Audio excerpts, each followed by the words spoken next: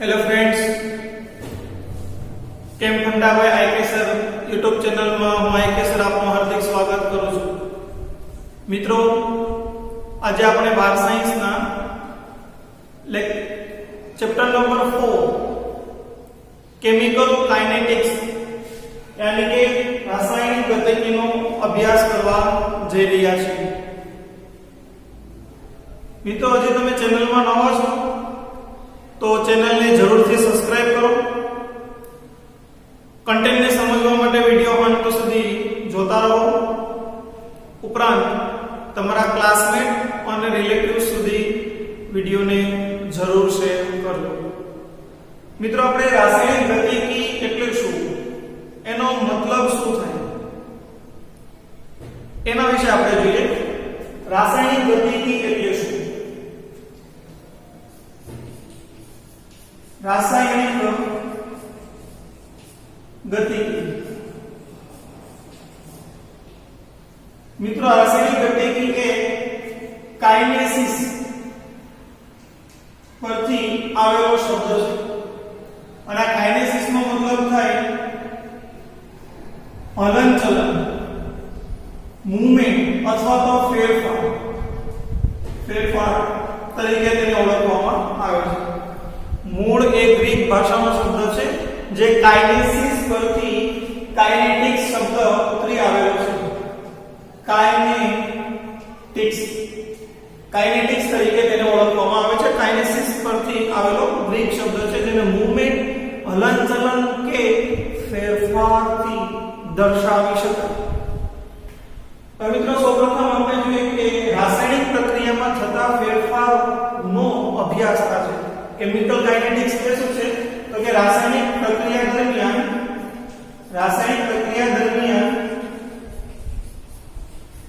થતા ફેરફારનો અભ્યાસ. Chemical change of the reactant and product during the chemical reaction, it's called chemical kinetics, or study of the chemical reaction is called chemical kinetics. રાસાયણિક પ્રક્રિયા દરમિયાન થતા ફેરફાર. પણ ક્વેશ્ચન થાય કે why we need to study it? શા માટે આપણે તેને ભણવાની જરૂરિયાત ઉત્પન્ન થઈ? તો એના માટે આપણે જોઈએ કે પ્રીવિયસ નોલેજની અંદર આપણે ભણી ગયા છીએ. આગળના નોલેજમાં જરૂરિયાત, તો આગળના નોલેજને આપણે યાદ રાખવું પડશે. થર્મોડાયનેમિક્સ ની આપણે પહેલા વાત કરી. ફર્સ્ટ, અકોર્ડિંગ ટુ થર્મોડાયનેમિક્સ,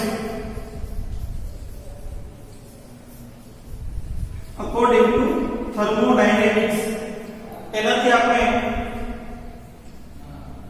રાસાયણિક પ્રક્રિયાનું પ્રાકકથન દર્શાવીએ. એટલે કે રાસાયણિક પ્રક્રિયા થશે કે નહીં, અને તે રાસાયણિક પ્રક્રિયાના પ્રાકકથન માટે આપણે કિંમત લઈએ છીએ ડેલ્ટા જી ની. આ ડેલ્ટા જી ની જુદી જુદી ત્રણ કિંમત માટે, અને ડેલ્ટા જી ને મિત્રો ગિબ્સ ફ્રી એનર્જી, ગિબ્સ ની મુક્ત ઊર્જા ત્રણ મૂલ્ય પરથી રાસાયણિક પ્રક્રિયા આપણે દર્શાવી શકશું. એનું પ્રાકકથન કરી શકશું. રાસાયણિક પ્રક્રિયા થશે કે નહીં, અને જો રાસાયણિક પ્રક્રિયા થશે તો કઈ દિશામાં થશે? પુરોગામી પ્રક્રિયામાં, એટલે કે પ્રક્રિયકથી નિપજ તરફ, પ્રતિગામી દિશામાં, એટલે કે નિપજથી પ્રક્રિયક તરફ, અથવા તો સંતુલન અવસ્થામાં હશે. પ્રક્રિયકમાંથી નિપજ પણ ન બને અને નિપજમાંથી પ્રક્રિયક પણ બને નહીં. તેવી પ્રક્રિયાને ઇક્વિલિબ્રિયમ રિએક્શન અથવા તો સંતુલિત રાસાયણિક પ્રક્રિયા તરીકે ઓળખવામાં આવે છે. તો આ ત્રણ મૂલ્યો ઉપરથી આપણે પ્રાકકથન કરી શકીએ છીએ. ફર્સ્ટ, એની વેલ્યુ થશે 0. પછી એક વેલ્યુ થશે -1 અને એક થશે +1. અને આપણે આ લખી શકીએ શકીએ કે ડેલ્ટા G એ લેસ ધેન 0 હોય, ડેલ્ટા G ઇક્વલ ટુ 0 હોય and delta G greater than 0 હોય. જો મિત્રો માઈનસ મૂલ્ય હોય તો પ્રક્રિયા આપમેળે થશે અથવા તો શક્ય છે. પ્લસ કિંમત હોય તો આપમેળે શક્ય નથી અને 0 હોય તો સંતુલન અવસ્થામાં પ્રક્રિયા છે. જે રાસાયણિક પ્રક્રિયાની ડેલ્ટા G ની કિંમત 0 મળે તે રાસાયણિક પ્રક્રિયા સંતુલન અવસ્થામાં હોય. માઈનસ હોય તો આપમેળે થશે અને પ્લસ હોય તો આપમેળે થશે નહીં. Non spontaneous reaction, equilibrium reaction and spontaneous reaction, આનું પ્રાકકથન આપણે કરી શકીએ. ફર્સ્ટ આપણે આ માહિતી મળે છે. સેકન્ડ આપણે રાસાયણિક પ્રક્રિયાનું ઇક્વિલિબ્રિયમ સંતુલન પરથી પ્રક્રિયાનું સંતુલન દર્શાવી શકીએ છીએ. સંતુલનની માહિતી એટલે કે રાસાયણિક પ્રક્રિયા સંતુલન અવસ્થા પ્રાપ્ત કરશે, કેવી રીતે કરશે, ક્યારે કરશે તે માટેની માહિતી. અને થર્ડ એ છે રાસાયણિક પ્રક્રિયાના સમય માટે. રાસાયણિક પ્રક્રિયા કેટલા સમયમાં પૂર્ણ થશે તે. પરંતુ આનાથી આપણે રાસાયણિક પ્રક્રિયા જે છે તે પૂર્ણ થશે તો પ્રક્રિયકનો સાંદ્રતામાં ફેરફાર, નિપજ બને તો નિપજની સાંદ્રતાનો ફેરફાર, પ્રક્રિયકમાંથી નિપજ બને તો પ્રક્રિયકની સાંદ્રતામાં ફેરફાર થયો, જો હા તો કેટલો, નિપજની સાંદ્રતામાં ફેરફાર થયો, વધારો કે ઘટાડો, જો હા તો કેટલો, તેનું આપણે માહિતી દર્શાવી શકતા નથી.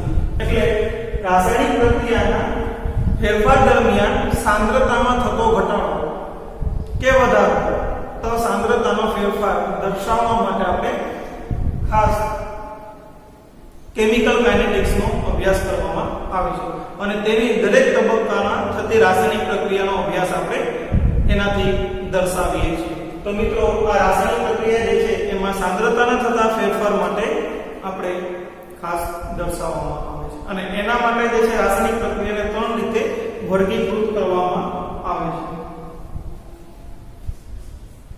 પ્રક્રિયકમાંથી નિપજમાં રૂપાંતર માટેનો સમય એટલે કે પ્રક્રિયાનો વેગ, અને આપણે ઇન શોર્ટમાં શું કહીએ મિત્રો, પ્રક્રિયાનો વેગ. પ્રક્રિયા વેગ, પ્રક્રિયા વેગ વિશે માહિતી આનાથી આપણને પ્રાપ્ત થતી નથી. તો રાસાયણિક પ્રક્રિયાના વેગની માહિતી મેળવવા માટે આપણે ખાસ કેમિકલ કાઇનેટિક્સનો અભ્યાસ કરીએ છીએ અને આના આધારે સમયને આધારે, બરાબર, સમયને આધારે રાસાયણિક પ્રક્રિયાને 3 રીતે વર્ગીકૃત કરવામાં આવે છે. બરાબર, સમય આધારિત પ્રક્રિયા અને તેનું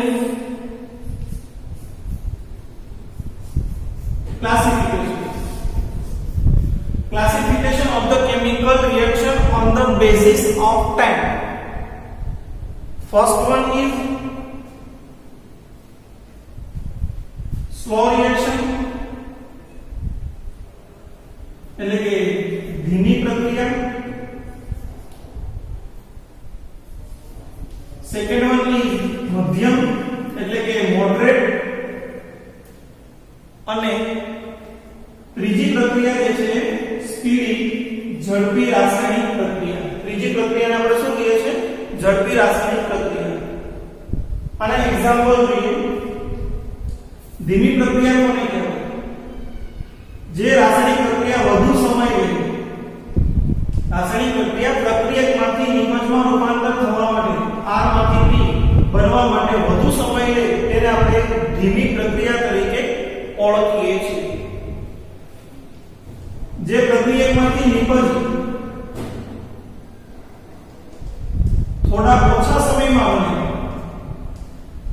તેને મધ્યમ પ્રક્રિયા તરીકે ઓળખવામાં આવે છે અને જે રાસાયણિક પ્રક્રિયામાં પ્રક્રિયાની નિપજ ખૂબ જ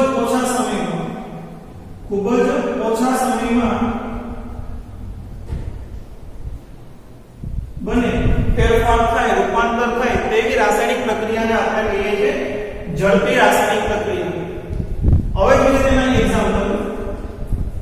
ઘણી બધી અસંખ્ય રાસાયણિક પ્રક્રિયાને આપણે રાસાયણિક પ્રક્રિયાના આધારે વર્ગીકૃત કરી શકીએ છીએ. તેમાંથી કેટલાક એક્ઝામ્પલ આપણે સ્ટડી કરીએ. નંબર 1,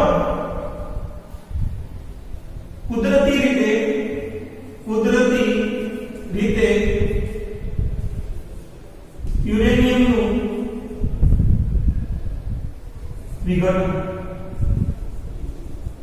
આ વર્ષો સુધી ચાલતી રાસાયણિક પ્રક્રિયા છે. આ પહેલા કુદરતી રીતે યુરેનિયમનું થતું વિઘટન. પછી આપણે બીજા એક્ઝામ્પલમાં લઈ શકીએ મિત્રો, હવા પ્લસ ભેજની હાજરીમાં કાટ લાગવો. ધાતુ પર કાટ લાગવાની પ્રક્રિયા એ પણ ધીમી પ્રક્રિયા છે. એક દિવસમાં ધાતુ કટાઈ જતી નથી કે કાટ લાગતો નથી. ઘણા લાંબા સમય બાદ ધાતુની સપાટી ઉપર કાટ લાગવાની રાસાયણિક પ્રક્રિયા થશે અને હવા અને ભેજની વચ્ચે રાસાયણિક પ્રક્રિયા થઈ ધાતુની સપાટીનું ઓક્સિડેશન થાય અને કાટ લાગે છે. ચેપ્ટર નંબર 3 માં આપણે લાસ્ટ ટોપિકમાં વ્યવસ્થિત રીતે અભ્યાસ કરી ગયા છે. ત્યારબાદ આપણે આના એક્ઝામ્પલ મિત્રો લઈએ. તો એક્ઝામ્પલનું મીડિયમ રિએક્શન છે એનું એક્ઝામ્પલ છે સુક્રોઝનું વ્યુત્ક્રમણ. સુક્રોઝનું વ્યુત્ક્રમણ. સુક્રોઝના વ્યુત્ક્રમણની રાસાયણિક પ્રક્રિયા એ આનું એક્ઝામ્પલ છે. આ સુક્રોઝનું વ્યુત્ક્રમણ જે છે અથવા સ્ટાર્ચનું જળ વિભાજન. સ્ટાર્ચનું જળ વિભાજન. મિત્રો સ્ટાર્ચનું જ્યારે જળ વિભાજન થશે ત્યારે 2 મોલ ગ્લુકોઝ બને. 2 મોલ ગ્લુકોઝમાં રૂપાંતર પામે અને સુક્રોઝના વ્યુત્ક્રમણથી એસિડની હાજરીમાં તેનું વ્યુત્ક્રમણ કરવામાં આવે અથવા તો જળ વિભાજન કરવામાં આવે તો પણ ફરીથી આપણને ગ્લુકોઝના 2 મોલ પ્રાપ્ત થશે. બંનેમાંથી જે છે ગ્લુકોઝના 2 મોલ પ્રાપ્ત થાય. સુક્રોઝના વ્યુત્ક્રમણમાંથી અથવા તો આના ગ્લુકોઝ સ્ટાર્ચના જળ વિભાજન. ત્યારબાદ આપણે જોઈએ ખૂબ ઝડપી પ્રક્રિયા. તો આકાશમાં જે વીજળી થાય એ આપણે દર્શાવી શકીએ. બરાબર,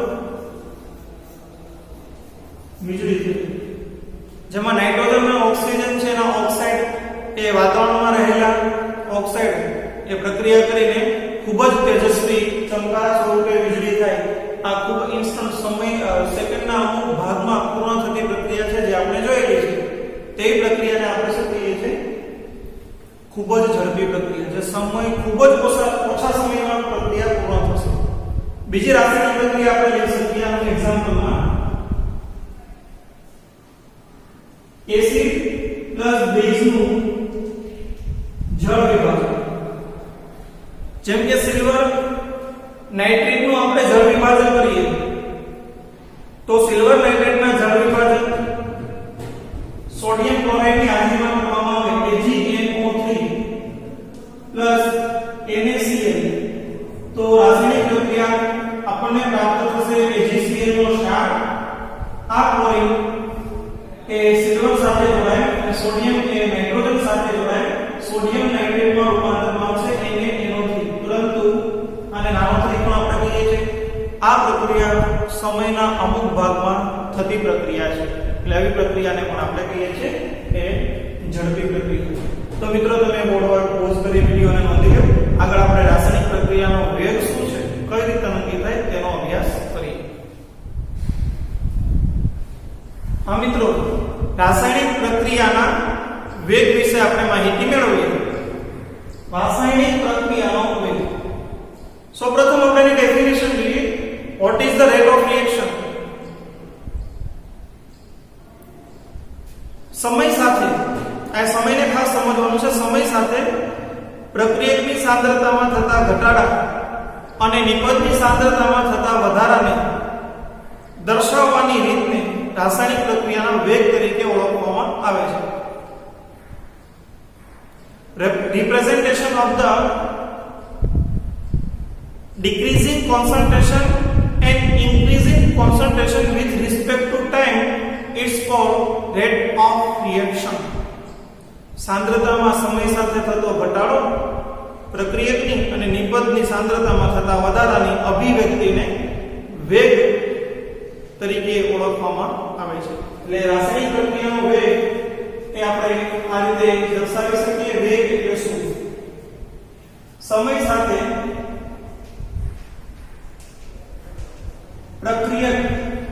પ્રક્રિયકને મિત્રો r થી દર્શાવવામાં આવે છે. અને આને સ્મોલ કૌંસ કહેવાય છે. મોટો કૌંસ જ્યારે લખીએ તેનો મીનિંગ એવો થાય કે પ્રક્રિયકની સાંદ્રતા દર્શાવવા માટે આપણે મોટા કૌંસનો ઉપયોગ કરીએ છીએ. આગળની પ્રક્રિયક આ રીતે છે. સમય સાથે પ્રક્રિયકની અથવા ડાયરેક્ટ સાંદ્રતાના સંદર્ભમાં લખવું હોય આપણે તો લખી શકીએ પ્રક્રિયકની સાંદ્રતામાં થતો ઘટાડો, પ્રક્રિયકની સાંદ્રતામાં થતા ઘટાડો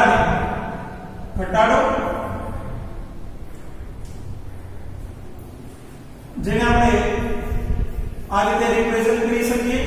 સાંદ્રતામાં થતો ઘટાડો અને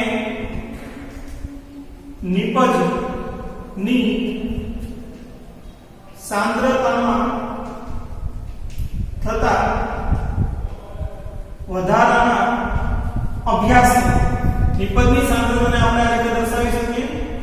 અભ્યાસને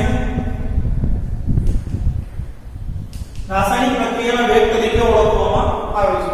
એટલે કે મિત્રો જેમ t વધે ને, t એટલે સમય, એ વધે તો અને ઘટે બંને રીતે આપણે દર્શાવી શકીએ. સમયના વધારા સાથે બે વસ્તુ જોવા મળશે. નંબર 1, પ્રક્રિયકની સાંદ્રતા ઘટે અને નિપજની સાંદ્રતામાં વધારો થાય. ઘટાડા વિશે આપણે અભ્યાસ નથી કર્યો, માત્ર વધારાની વાત કરી. સમયના વધારા સાથે પ્રક્રિયકની સાંદ્રતા ઘટશે અને નિપજની સાંદ્રતા વધશે.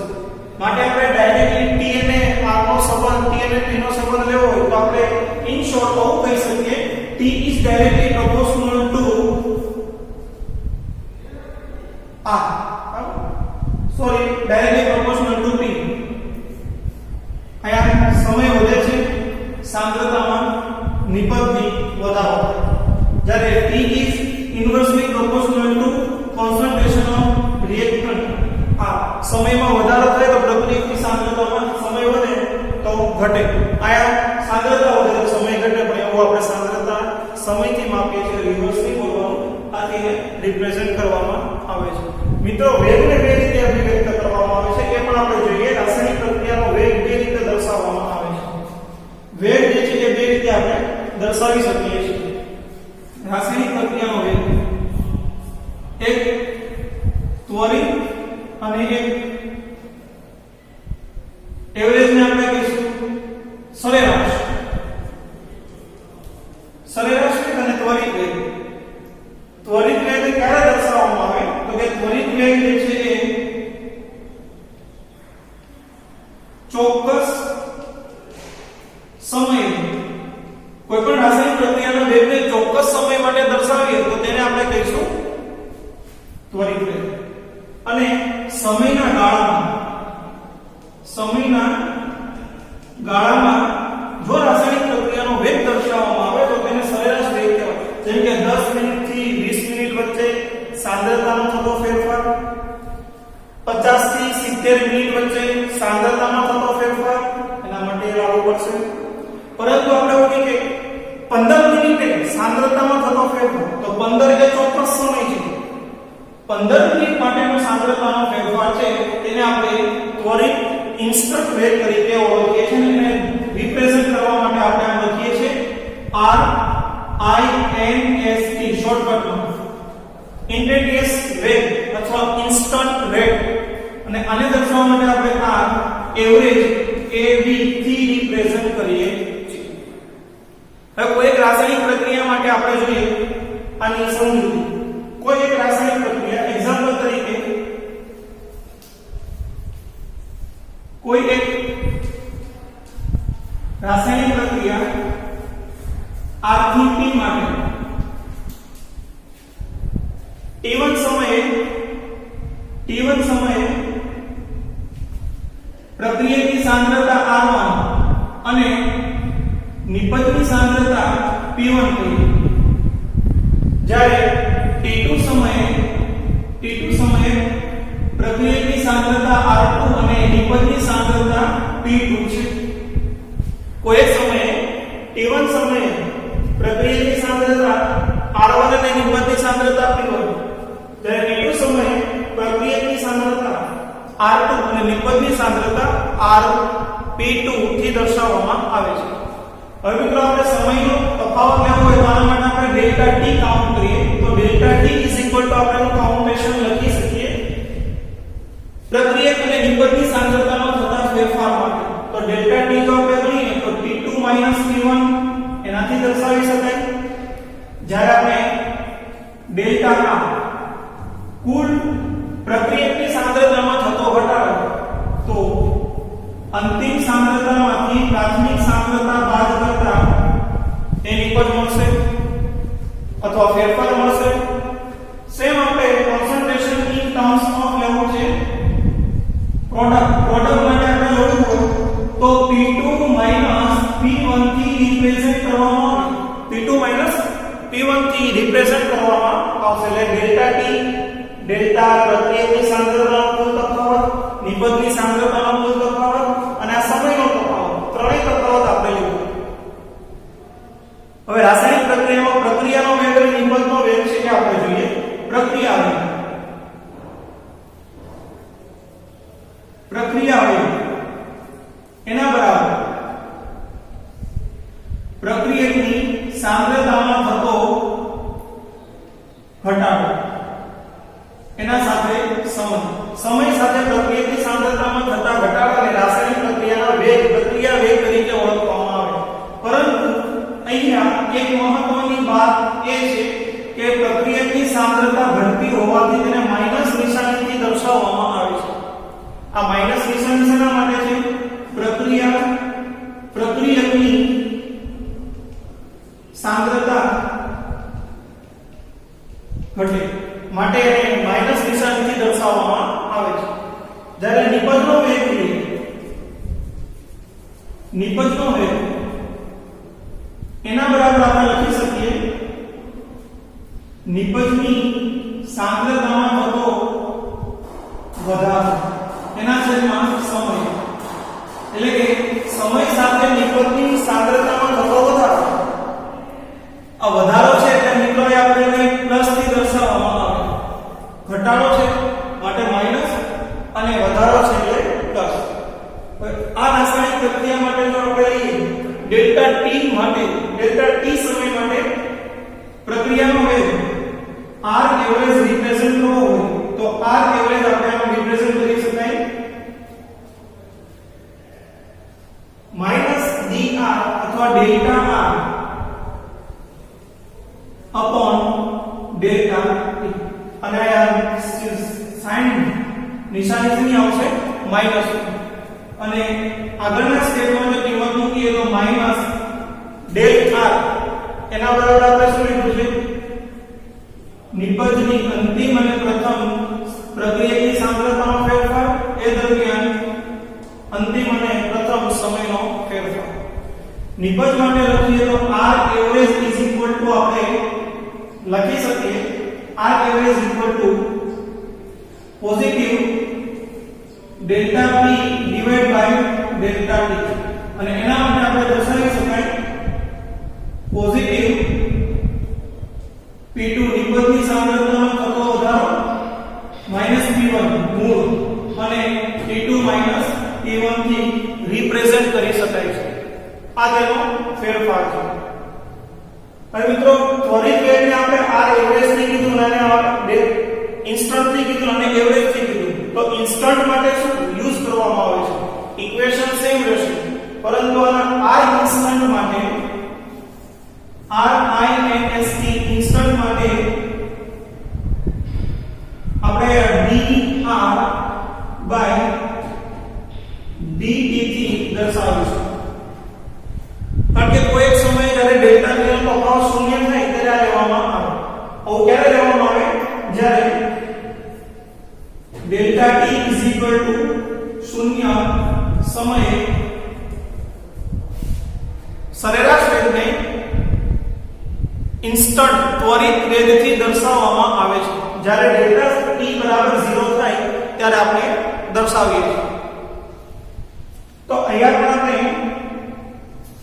r ઇન્સ્ટન્ટ નિપજ માટે લખીએ તો લખી શકાય પોઝિટિવમાં delta t divide by dt. આથી એને રિપ્રેઝન્ટ કરવામાં આવે છે. તો મિત્રો કમ્પ્લીટ એટલું ફરીથી રિકેપ કરી દઉં. સમય સાથે પ્રક્રિયાની સાંદ્રતામાં થતા ઘટાડા અને નિપજની સાંદ્રતામાં થતા વધારાને રાસાયણિક પ્રક્રિયાના વેગ તરીકે ઓળખવામાં આવે છે. t સમયે જેમ સમય વધે એમ નિપજની સાંદ્રતા વધે છે. પ્રક્રિયાની સાંદ્રતામાં શું થાય? ઘટાડો. એટલે ઇન્વર્સલી પ્રોપોર્શનલ ટુ રિએક્ટન્ટની કોન્સન્ટ્રેશન હોય. વેગને બે રીતે દર્શાવવામાં આવે.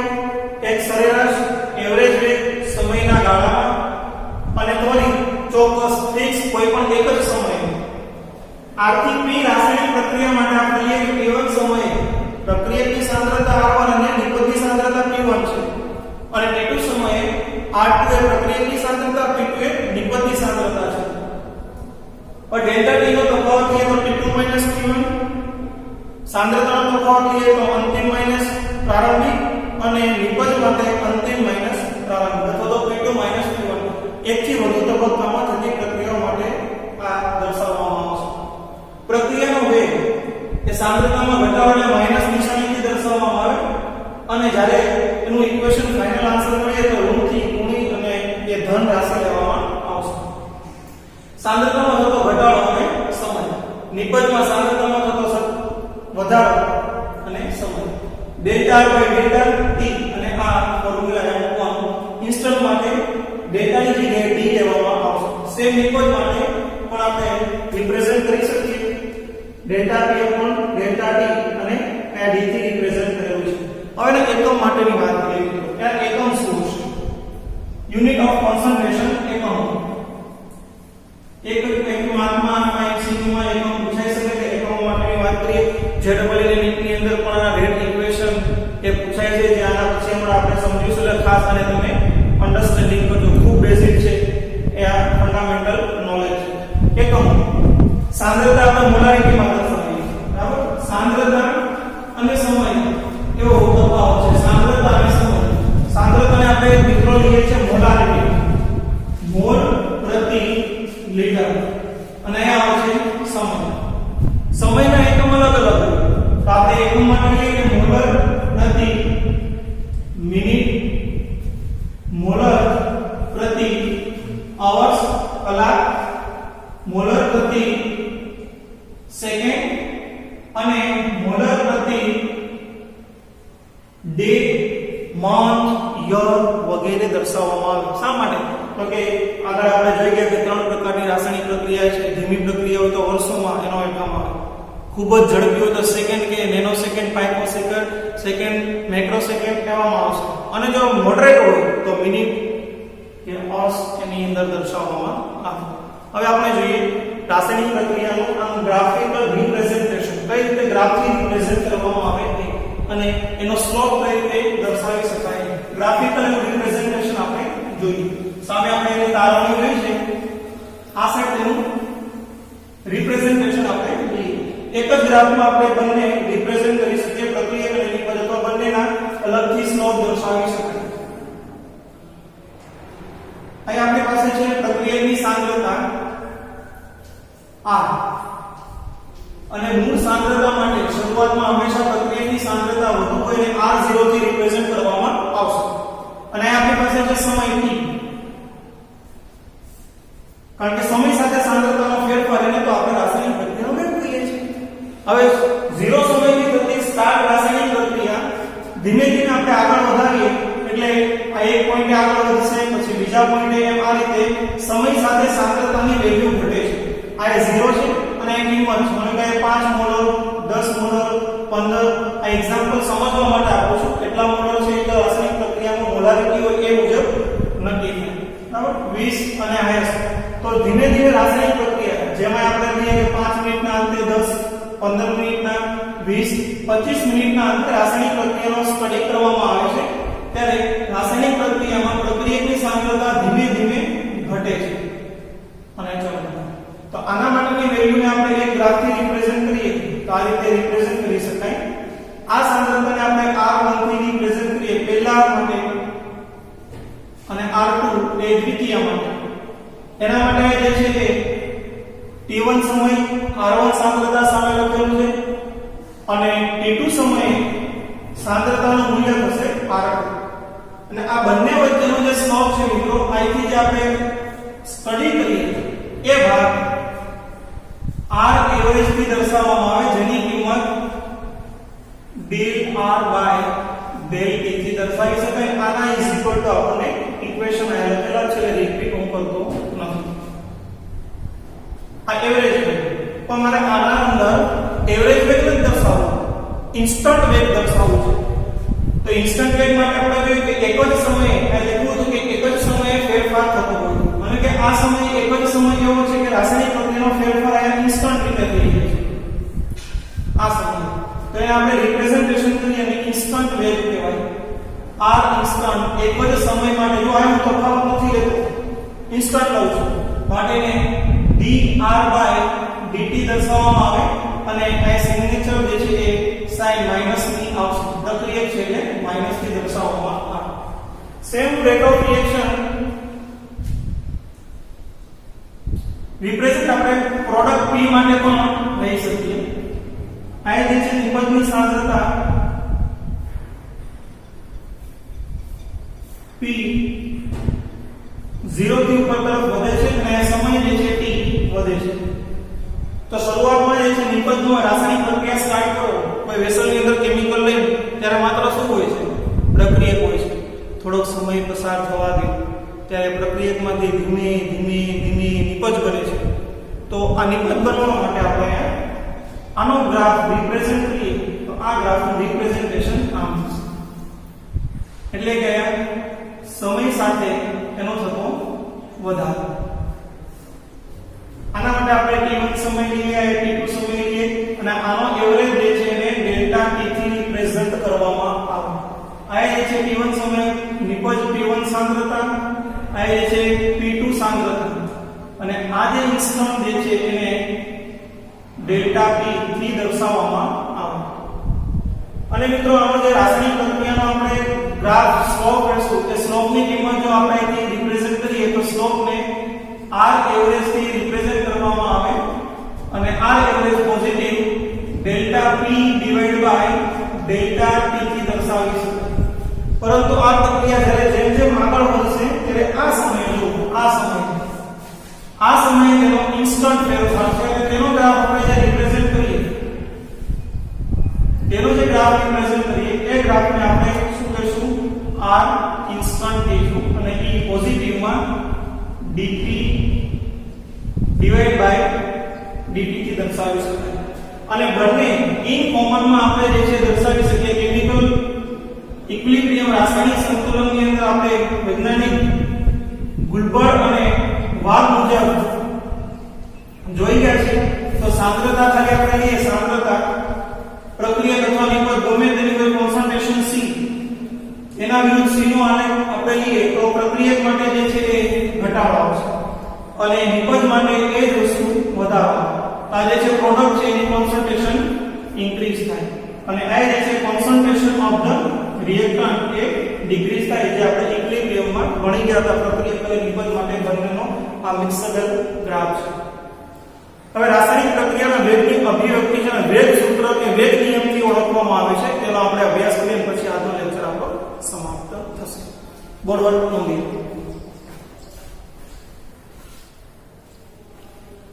મિત્રો આપણે રાસાયણિક પ્રક્રિયાના વેગ સૂત્રનો અભ્યાસ કરીએ. વેગનું સૂત્ર કઈ રીતે લખવામાં આવે અથવા વેગની અભિવ્યક્તિ કઈ રીતે કરવામાં આવે છે. તો જુદી જુદી કેટલીક અમે રિએક્શન લખી છે તેના વેગ વિશે આપણે વાત કરીએ. પહેલી રિએક્શન છે Hg અને Cl2. આ તીરની આ સાઈડ હોય એને બધાને પ્રક્રિયક કહેવાય અને જમણી બાજુ છે એને નિપજ કહેવાય. સિમ્પલ સૂત્ર આપણે યાદ રાખીએ છીએ કે વેગ બરાબર જેને r આપણે કહીએ છીએ માઈનસ d Hg પ્રક્રિયકની સાંદ્રતા માઈનસ થાય એટલે માઈનસ થી લખ્યું છે upon dt અથવા ડેલ્ટા લખો તો કોઈ પ્રશ્ન નથી. માઈનસ dCl2/dt અને અહીંયા r is equal to આ d લખ્યું છે એટલે વેગ કેવો છે ઇન્સ્ટન્ટ છે અને આ ડેલ્ટા લખો તો એનો મતલબ શું થાય વેગ એવરેજ એટલે ઇન્સ્ટન્ટ છે.